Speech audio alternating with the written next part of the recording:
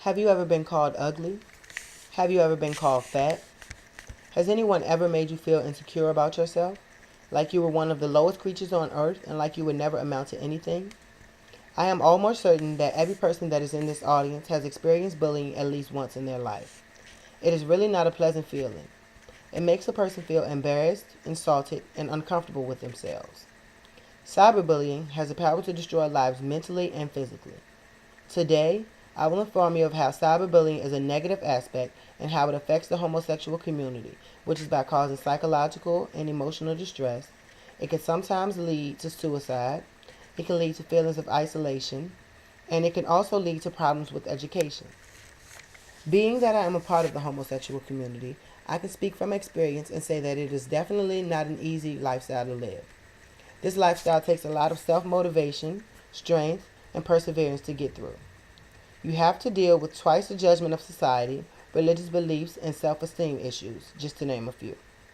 A new study from the Gay, Lesbian, and Straight Education Network, GLSEN, takes a wide-ranging look at the experiences of LGBT youth online.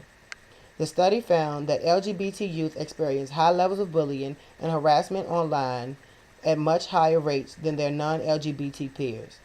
It also found, however, that the LGBT youth use the internet at high rates to access resources and support, as well as for increased civic and political engagement. Cyberbullying in the homosexuality community can lead to an individual having psychological and emotional distress. Some examples of students having these types of distress are feeling overwhelmed, feeling vulnerable and powerless, feeling exposed and humiliated, and they can also feel dissatisfied with who they are. Sometimes the stress of dealing with cyberbullying can cause people to feel like the situation is more than they can handle. Most times, homosexuals feel vulnerable and powerless because cyberbullying can invade their home through a computer or cell phone at any time of day. They no longer have a place where they feel safe. Also, since the bullies can remain anonymous, that can escalate feelings of fear because the people who are targeted have no idea who is inflicting the pain. Cyberbullying also makes one feel exposed and humiliated because once it is on the internet, it feels permanent. This now makes them feel like everyone is aware of the situation and that it is something that will taunt them for the rest of their life. An article entitled ISU Researcher Published National Study on Cyberbullying of LGBT and Allied Youth states that nearly half, 42% of LGBT youth reported being harassed or bullied online, 3 times more than LGBT youth. 27% reported feeling unsafe online. 1 in 4 LGBT youth said that they had been bullied or harassed online in the past year because of their sexual orientation or gender identity. 1 in 5 experienced similar harassment via text messages. A third of LGBT youth have been sexually harassed online, 4 times as many as their non-LGBT peers. The statistics of this article show that homosexual community experiences more harassment online than those of the heterosexual community. Cyberbullying is one of the leading causes of suicide in homosexuality, according to the Huffington Post. News research has found that approximately 1 out of every 2 lesbian, gay, bisexual, and transgender LGBT youths are regular victims of this cyberbullying.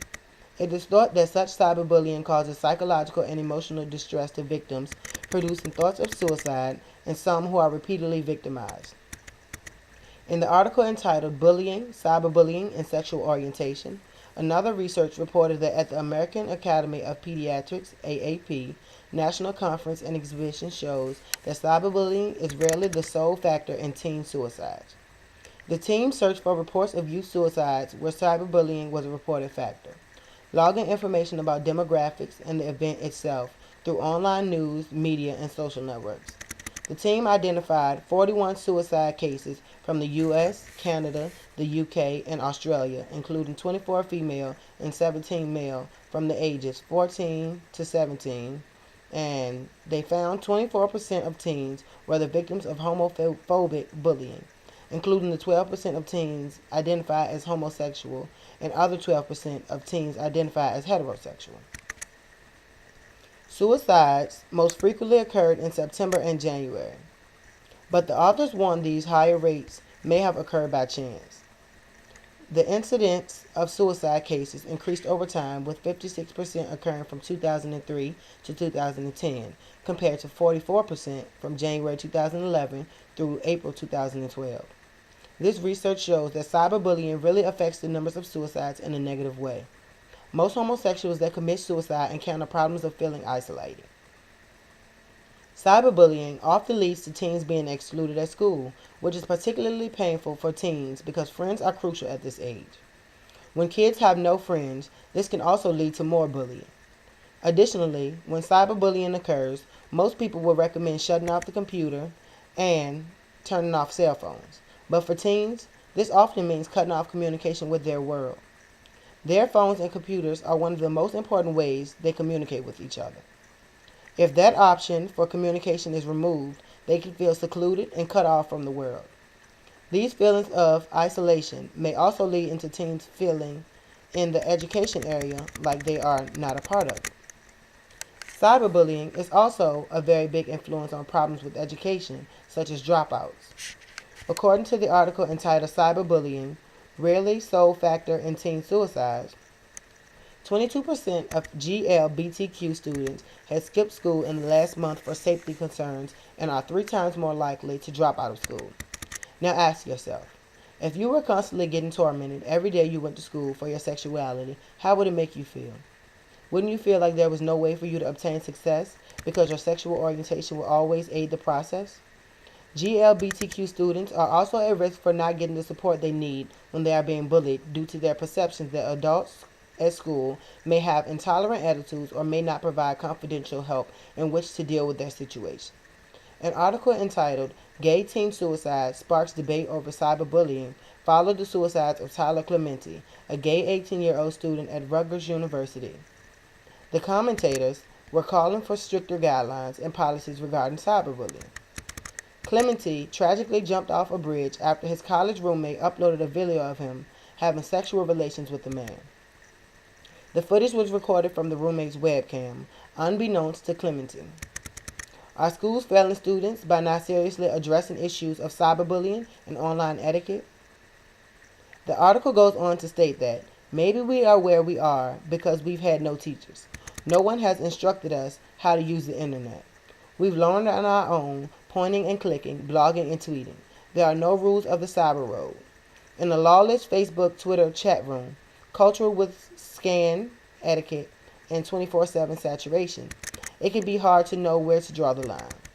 Possibly, if there was more support from teachers and counselors within the school systems, then these teens would have no problem going to someone to speak about their problems. But since it seems as though the subject is intolerant to a lot of people, the teens just seem to keep quiet.